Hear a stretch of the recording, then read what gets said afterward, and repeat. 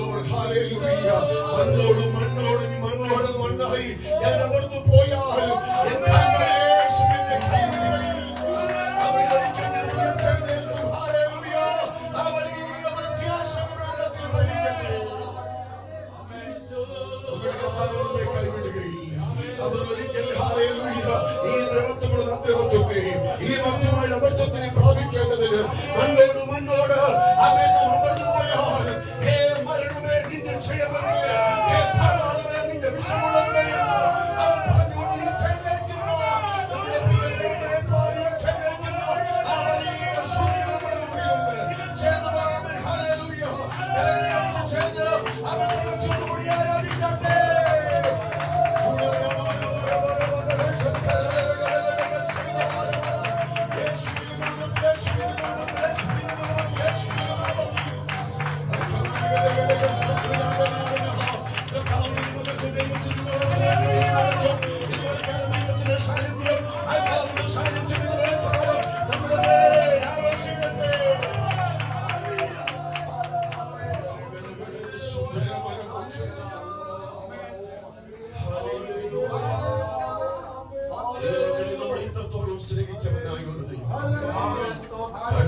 ദൈവമക്കളെന്ന് വിളിക്കപ്പെടാൻ പിതാവ് വലിയ സ്നേഹം.